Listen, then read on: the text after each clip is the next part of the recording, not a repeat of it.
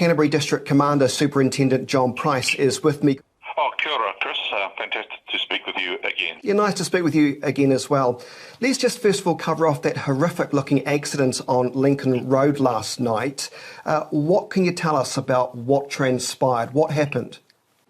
Look, the investigation is underway, but simply it's very clear that a person has, at speed, gone through a controlled intersection, e.g. the lights, and at speed going through red lights, the chances of having a crash is extremely high, and that has occurred in this case. So our investigations are underway regarding things like appropriate charges, but we're very lucky. One person was seriously injured. That was the driver of the vehicle.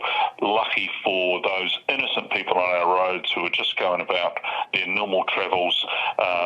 Vehicles were damaged and such like, but no serious injuries to those people. But we just plead to all drivers, no matter what the time of the day is, please, if you come to a controlled intersection, it's very clear they're there to control the traffic flow, stop, wait, keep yourself safe, and all other road users. John, were police forced to pursue the vehicle for a short time, or what can you tell us about that? Oh, this is early days with the investigation, Chris. We're just working through that with our staff. Whenever police are there or thereabouts when a crash occurs, there are mechanisms that we follow through. One, we have the normal investigation around the crash. We also investigate our staff and the practices, policies and procedures that we're supposed to follow when stopping vehicles to make sure that's been adhered to. So we're working that through with our investigation to ensure that if police were involved, what extent we were involved, and were there things that we could do different in the future. But at the end of the day, it's the driver of the vehicle who's at fault. Their behaviour and their actions are what's important, and we again ask, don't speed through red lights. Do not go through red lights. The red light's there for you to stop. Every other issue that we need to deal with, we can sort out on the side of the road. And some of that CCTV footage that we posted on our page last night, you can see a driver of a vehicle going down Lincoln Road on the wrong side of the road at incredible speeds. That behaviour is just totally unacceptable.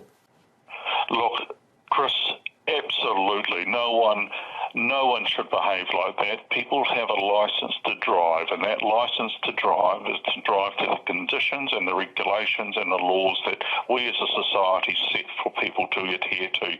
If you speed, if you fail to wear a seatbelt, if you are distracted, or if you're impaired in any way, you actually put someone else innocently at risk. And we saw that earlier in the week with that terrible fatality on Marshlands Road, where we had a female driver of a vehicle just driving along and is hit by another vehicle, and unfortunately we had a fatality as a result of that. All these things are preventable, Chris, if people just adhere to the conditions on the roads and drive to those conditions, including the laws and the rules that we have to keep us all safe. And there have been a number of other minor to moderate accidents across the Canterbury region, John, and I guess the message would be, although it's lockdown and the traffic in the meantime has been pretty light, we can't relax too much, we can't get complacent on the road, because there are other drongos out there that are willing to risk not only their lives but the lives of other motorists. Quite frankly, Chris, you're dead right. Just because there's less vehicles on the road, and we've had a substantial drop of vehicles on the road, which is the right thing to do. People are staying at home, keeping themselves safe from COVID and preventing the spread. What that does mean is when there's less vehicles on the road does not give people the mandate to go outside the normal laws of the road. You know, we've got situations, Chris, in the last few days where in the inner city, an 80k area, we stopped a person travelling 150 kilometres per hour. That's double the speed limit. We also, in the last day or so, we stopped a motorcyclist travelling at 214 kilometres per hour. You know, These are speeds that will kill the driver of that vehicle and anyone else. So it's really, really clear to us. We are still out there enforcing the roads, making sure that everyone, we've got essential workers, people that are trying to keep our society functioning, our community going well. And they need to be able to get to their places of work to undertake that really critical role. And we can't have those people that are just out and about, breaking the laws, putting other people at danger. It's a simple thing for us, Chris, isn't it? You know, do the right thing, look after yourself so we can look after others on the road. Canterbury Police have also had to issue a few warnings to Christchurch residents heading out to Canterbury beaches that are not located in their own kind of local area. Tell us about that. Oh, look, Chris, I totally understand. We've had, 3 wonderful days of hot weather in Canterbury in the last 3 or so days, which is great, but it's really clear, do not roam from home. Do not roam from home. If you need to make your way to a beach, go to your local beach. In this case, we had people leaving Christchurch, travelling all the way out to North Canterbury, to go to a beach. There are good beaches close to home. If you need to exercise, if you need to get out and get some fresh air, do that close to home. The approach that police are taking is we are applying what we call a graduated response model, which is a methodology around we engage with people first. We then encourage people not to go outside the regulations of the health notice. We then educate them as to why. But there are, unfortunately, a proportion of people who won't listen to the education, the engagement or the encouragement, and so we've got no other option there but to draw the line in the sand, literally, and warn people. And, we don't want to be doing that, but we will do it to keep New Zealanders safe from COVID. It's a responsibility we all have. We'll get through this, and there'll be opportunities for everyone to go and enjoy our wonderful beaches, but just while we're in this lockdown period, we ask people not to roam from home. Stay safe in your own bubble, in your own neighbourhood. Don't roam from home. That's quite a memorable phrase, John. I might use that next time. Please do, Chris. Invoice me for that. John, look, in terms of alert level 3, my understanding is that can be quite tricky for police to patrol. Why is that the case? Oh, look, in the level 4, it's a total lockdown. So apart from those people doing essential work and having to go and do some key things like going to seek medical assistance or go and get essentials from supermarkets and such like, level 3 opens that up a bit. So it's a partial lockdown. That just makes it a little bit more tricky around clarity of what people can and can't do. But as far as the police approach is concerned, we're not the lead agency. We're there to support our colleagues in the Ministry of Health and the DHBs who are doing a spectacular job with keeping everyone safe from a health perspective.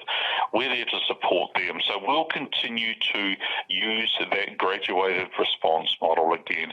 We'll engage with people to make sure they're adhering to the conditions under their health notice. We'll encourage them to do that, and we'll educate them. But again, if they continue to go outside those restrictions, we will take a harder, more clear approach, which would be to warn and enforce. So we don't want to be doing that, but if people fail to adhere to the softer approach that we had, which is educate, encourage and engage, then we'd have no other option. And we're doing that to keep New Zealanders safe, Chris. We're not doing that for any other reason but to keep New Zealanders safe. But can I say, the majority of Canterburyans have been spectacular. They have kept to the conditions, they've done everything right. It's just that small proportion of people who don't. And we just ask those people to think of the whole, not just themselves. Just finally, John, lockdown is stressful for people. I spoke to a mental health worker the other day saying if you're feeling a bit fatigued, that can actually be chronic stress, manifests in different ways. But of course, that stress can turn to violence and we know, sadly, self-harm. What has been police's experience over the past week with lockdown? Are you seeing an increase in family violence and harming incidents? A good question, Chris. Excellent questions. Look, yes, we have seen a slight increase in family harm. And, as we run over the weekend and onwards with potentially the weather not being as good as well, people are more inclined to stay in the home environments. What we often find also is the consumption of alcohol can increase during these periods of time as well. So be careful, because alcohol can, change people's behaviour, and we do see an increase in family harm related incidents. And a lot of the time, unfortunately, in homes there are also children who are also victims of this. So what we ask is that if you're feeling the stress, if you're feeling anxiety, reach out to us as police, to our key partner agents. We've got fantastic partner agencies in the family harm space who are there able to help, and police are there very much so. So yes, we are seeing an increase there in family harm, and we just ask people just to take time, reach out. If they feel unsafe in the home environment, position themselves into a safer place, leave the home if you need to, make the call, get yourself safe. And for those that are feeling a little bit more stressed by things and anxiety around mental health, again, it's an interesting thing, Chris. Sometimes we find when we as a community are drawn together for one key thing, like dealing with COVID, it can actually bring us together, but it also can isolate people. So that isolation factors and also the uncertainty can create for people a real awkward environment where they do become a little bit concerned about what's going on for them. Again, great partner agencies out there. Ring the police, ring our partner agencies, reach out. 1737 1737 is the number to call. There are people on the end of those phone lines that are there to help. We'll get through this, Chris. We've been here before. We'll get through this together, and we can only do that by supporting each other. So, phones, you don't need to go outside your bubble to use your phone. Reach out to friends, family, work colleagues. Just check in with each other. If we look after each other, then we'll get through this together.